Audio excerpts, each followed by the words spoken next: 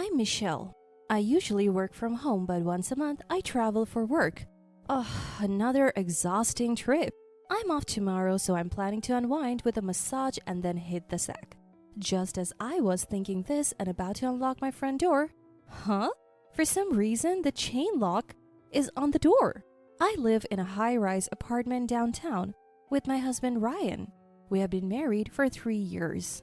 I assumed he got home before me. "Hey Ryan, you home, right?" I called out to my husband Ryan. No answer from inside, but I hear the TV from the back room. He is definitely in there. Feeling certain, I call out louder. "Ryan, it's me, Michelle. The chain lock is on, so could you unlock it?" Suddenly, I hear heavy footsteps approach, and a face peers through the door gap. It's my mother-in-law. "Would you quit yelling? You're disturbing the neighbors." "What? Mother-in-law? Is there a problem if it's me?" "No, I just wasn't expecting you." "Well, this is a good time to tell you you need to leave this place." I'm stunned by her sudden declaration. More importantly, this is my apartment. Yes, I bought this high-rise apartment and I'm the one paying the mortgage and everything. Why would I have to leave? Confused, I managed to ask mother-in-law, why should I leave? You wouldn't get it, you home buddy." "Home buddy?"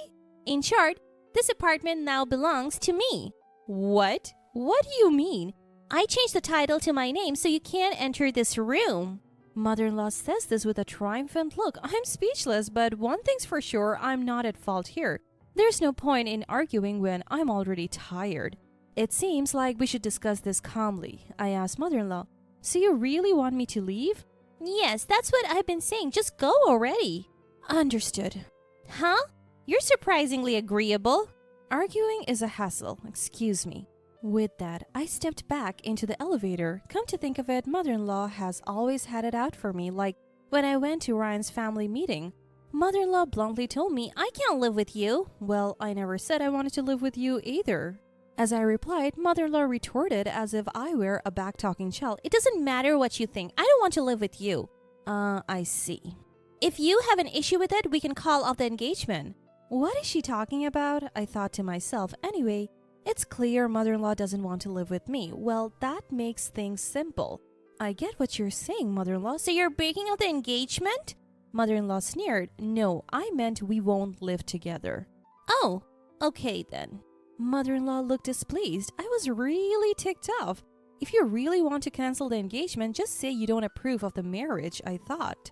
As if she heard my thoughts, mother-in-law shouted, "Fine, I don't approve of the marriage." "Why not? I also agree we shouldn't live together." Well, She didn't seem to have a reason. Maybe she just likes complaining. Fortunately, father-in-law intervened and sorted things out. But mother-in-law continued to oppose our marriage, like when I brought up the age difference. Actually, I'm older than... As soon as I said that, mother-in-law became furious. "An older wife? That's unthinkable. Will you really be submissive to your husband?" The idea of a woman being submissive to a man is outdated. It's all about equality now. There is no rule that a wife should be submissive to her husband or that younger people should obey older ones. We're supposed to support each other in life. That's what modern marriage is all about. But it seems like mother-in-law doesn't see it that way. She thinks a wife should be younger and always follow her husband's lead. What an old-fashioned mindset she has. In any case, our perspectives were too different. My mother-in-law didn't like me, that much was clear.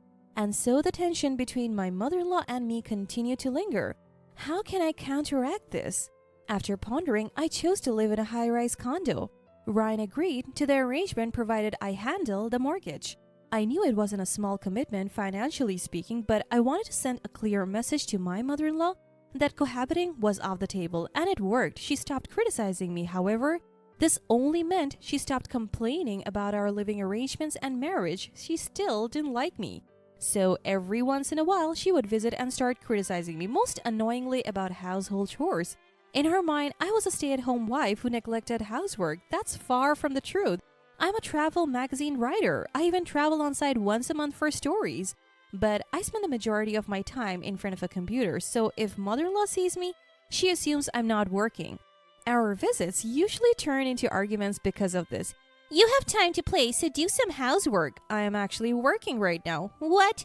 You're just messing around on your computer. No, I'm working. You're really bad at lying. Work is something you do at an office. At first, I would always argue that I was working, but as these confrontations became routine, they grew tiresome. I mean, we're not living together, so a bit of patience won't hurt. If I can just get through this now, the rest will sort itself out. Arguing is a waste of time, so I started brushing her off. My mother-in-law didn't seem to find this amusing. She started telling me, You neither work nor do chores. You're lazy. Get out. You're in the way. Though she's not a permanent resident in my home, she still visits, so I've started ignoring her completely.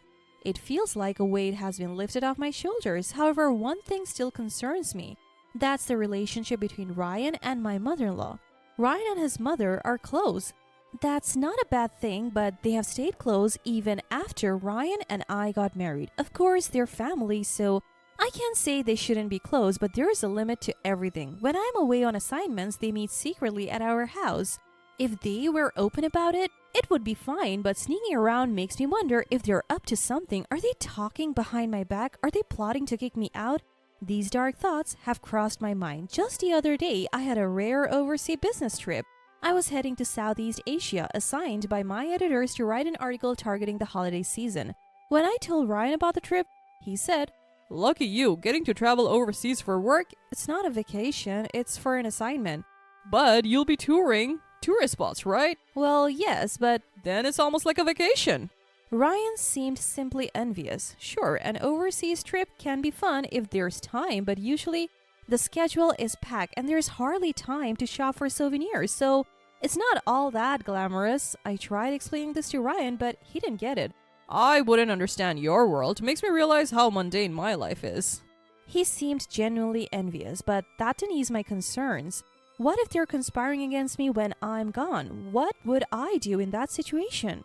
My mind raced with these thoughts. Feeling anxious, I wanted to consult someone. That's it. The lawyer our editorial department has on retainer might listen to my concerns.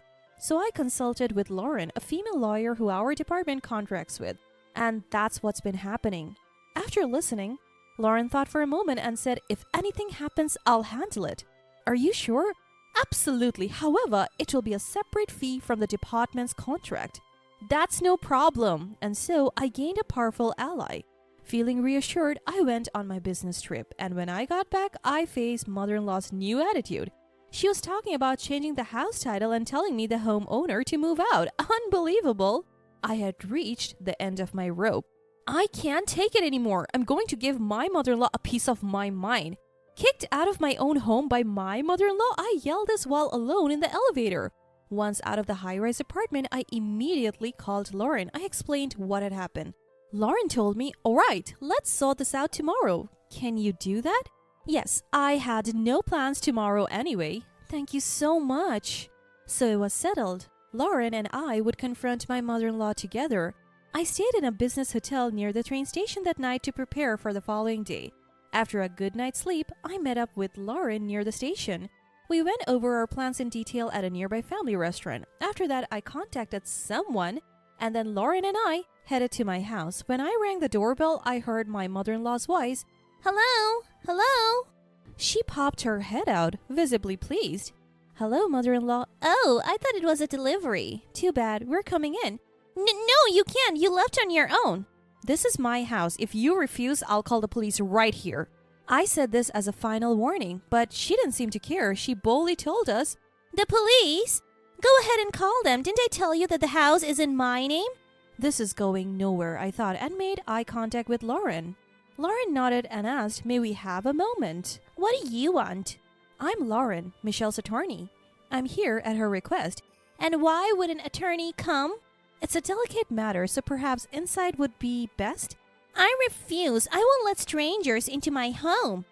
That should be my line. As I thought this, Lauren sighed and said, "Fine, let's let the neighbors hear about your crime." My mother-in-law's face changed color. Suddenly flustered, she said to me, "Michelle, make her stop talking." "That's not happening. All you have to do is let us in." "Ugh, fine, come in." Mother-in-law backed down, and I could finally return home, but let's be clear, this is just the beginning. Walking into the living room pumped up, I found Ryan laughing in front of the TV. Mom, where's the luggage? Ryan looks up. I'm back, Ryan. What, Michelle? What's with that reaction? Got something to hide? No, you said you left, so I'm just surprised is all. Fine, whatever. Ryan, come over here. I gestured and Ryan reluctantly got up and sat at the table. So here we were, sitting across from mother-in-law and her gang, and the conversation began. In the tense atmosphere, mother-in-law was the first to speak. Bold of you to come back home under these circumstances. Well, it's my house. As I retorted, mother-in-law's face turned sour. For the last time, it's my house now. The ownership's been transferred. Is that true? When I questioned her, mother-in-law treated me coldly. Of course, changing house ownership is easy. Guess you wouldn't know being a shut-in. Mother-in-law had a smug smile. When I looked at Lauren, she questioned mother-in-law. Earlier, you mentioned changing the house ownership. Are you sure about that? Don't act all high and mighty just because you're a lawyer. Stop making me repeat myself. Then who prepared the quitclaim deed? Deed? I did. Mother-in-law seemed a bit flustered. I quickly realized she was lying. But Lauren saw a different issue. In this case, the current owner, Michelle, would have to create and sign the deed. So you forged it? Forged? Yes. That's document forgery and I will report you to the authorities. Wait a minute. That's not true. I had someone do the paperwork. Who? A lawyer I know. I had a hunch that this was a lie too, but for Lauren, whether it was a lie or not didn't seem to matter. Lauren kept the conversation going in a composed manner. So let's talk more about this lawyer later. Mother-in-law looked visibly relieved. However, this respite is short-lived. Lauren doesn't let up. Next, let's discuss the matter of the mortgage. The mortgage? Yes, the home loan. In simple terms, the remaining balance. I don't know anything about that. If there is an outstanding mortgage, changing the property title is a breach of contract. You would have to pay the remaining balance in full. You didn't know that? Well... You changed the property title without even knowing these details? No, it's not that. Michelle said she would give it to me. This is ridiculous. No one would give away a home they're living in. And we have only been living here for a few years with a mortgage still being paid off. Mother-in-law's claims makes no sense. But Lauren has a different angle. So you're saying the property was transferred to you? Yes, transferred. That's right. It was given to me. Mother-in-law brazenly declares this. Lauren then brings out a calculator. If it was transferred, you will need to pay federal taxes. Please provide the details. Federal taxes? Depending on the property value, it could be a substantial amount. Lauren flashes a knowing smile. Meanwhile, mother-in-law and Ryan exchange pale-faced glances. The next moment, mother-in-law changes her tune. No, that's not it. I bought it from Michelle. There are no federal taxes when you buy, right? Either way, you'll need to pay property taxes. Maybe you should consult your lawyer for specifics. A lawyer? Whether it was transferred or purchased, you will still need to pay taxes. Lauren is blunt about it. When mother-in-law and Ryan can't respond, Lauren asks, "What will you do?" They remain utterly silent. After a few awkward minutes, mother-in-law finally speaks. I apologize. I lied about changing the property title. So you were lying after all? I shout at mother-in-law, who shrinks back and says, No, I didn't mean to deceive. What did you mean then? Well, I was trying to cause a divorce. Mother-in-law began to explain why she had done all this. The story dates back to the day before I left for an overseas business trip. That day, mother-in-law had a petty argument with father-in-law. Tit for tat, the argument quickly escalated. Father-in-law shouted at mother-in-law, "I'm sick of you always wasting money." What are you talking about? I'm sick of you not making enough money too. What did you say? I said go earn more money. That's it. I want a divorce. And just like that, the in-laws decided to divorce, but then mother-in-law had a moment of clarity. Even though she complained about father-in-law not making enough, they had been living comfortably on his income. If they divorced, she would have to live on her savings alone. That would definitely decrease her quality of life. I don't want that. How can I maintain my lifestyle? After much thought, she concluded that moving in with us was the answer. But when I got married, I made it clear we wouldn't live together. I can't go back on my word now. After weighing her options, she decided to kick me out and live just with Ryan. So Ryan, you agree with mother-in-law to kick me out? Ryan stammered. Mother-in-law prodded Ryan. Come on, Ryan agreed, didn't he? Well, Speak clearly. Say you want a divorce. despite mother-in-law's encouragement, Ryan couldn't bring himself to say it. I know why Ryan couldn't say it outright. If mother-in-law knew the reason, she would never suggest I divorce him. But after being treated this poorly, there's no way I could forgive them, so I brought up divorce first. Fine, let's get a divorce. Oh, finally, Michelle and I agree on something. See? Even mother-in-law says so. Let's use this opportunity to divorce. Ryan looked down and silently nodded. Thinking I had won, I looked at Lauren. Lauren pulled out the divorce papers from her bag and said, "Here are the divorce papers. I'll go over them, so please sign here." Okay. Ryan quietly responded. We signed the divorce papers right then and there. Continuing from the previous scenario, I watched with a smirk. Finally, Ryan finished signing the divorce papers and handed them over. Is this good enough? I confirmed the signature with Lauren. So, you are officially divorced now. Lauren placed the divorce papers into her bag. At that moment, mother-in-law raised her voice.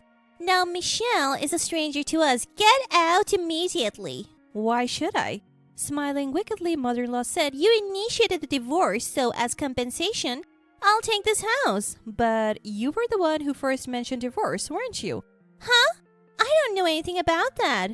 Mother-in-law feigned innocence, but it was so blatant it was almost refreshing. Regardless, I had no intention of paying her a dime, so I told her, "This all started because of your lie, mother-in-law. Let's talk about compensation." No way, we're not paying you a single cent. Tell her, Ryan. Mother-in-law nudges Ryan. Then Ryan, who had been silent, suddenly stands up. Yeah. Since the divorce is finalized, maybe I should say something. You're suddenly confident? I asked, and Ryan pulled out photos from his pocket and started ranting.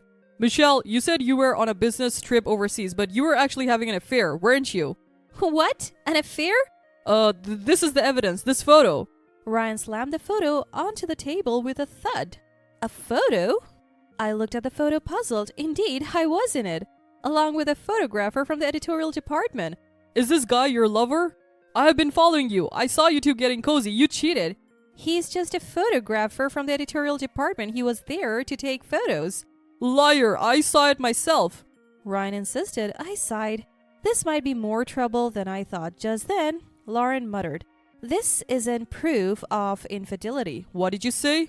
All these photos show that you are together. If you say you were doing an interview, there is no denying that. So what? Just being together is enough. It's cheating. In light of Ryan's words, I had reached the end of my rope. Slowly, I placed my laptop on the table and opened it so that both Ryan and my mother-in-law could see the screen. What's that? Ryan asked me. With an icy stare, I retorted, "I knew you were following me. I have pictures taken by a photographer to prove it." Immediately, I showed them the saved photos to my laptop. Ryan, arm in arm with another woman. Even more shocking, the location was the beach at the tourist spot we had visited for a report. What's this all about? I was stunned to find you in these pictures taken by the photographer while capturing landscapes. You in the middle of an affair. No, it's not what it looks like. She was just helping me tail you. Oh, so being together means an affair, right? Thinking he was putting me on the spot, Ryan had shot himself in the foot with his own words. He was left speechless, but I wasn't going to let it go that easily. You can't even hold down a job, yet you find the time to cheat? Expect a bill for damages. When I said that, my mother-in-law started to object. It's your fault for being cheated on. Men who work for major corporations face a lot of temptations. Oh, sure. A grocery store is a major corporation in its own right. A grocery store? Yes, Ryan works at a grocery store. He's just a part-time employee. What? A major corporation, you said? That was Ryan's big lie. I can't believe it. My mother-in-law was floored. By the way, I have invited that woman here as well. The three of you can sort this out. A few minutes later, the woman from the photo arrived at my house. In truth, I had arranged for a staff member to make contact with the woman under the guise of an interview. I had already arranged for her to come here before I even showed up by getting her contact details under the guise of thanking her. Needless to say, she and Ryan had quite the argument. She didn't even know that Ryan was married. He had told her I was his sister. Eventually, the police got involved and Ryan was forced to quit his part-time job. Last I heard, Ryan and his penniless mother had moved to an apartment they could barely afford with their small savings.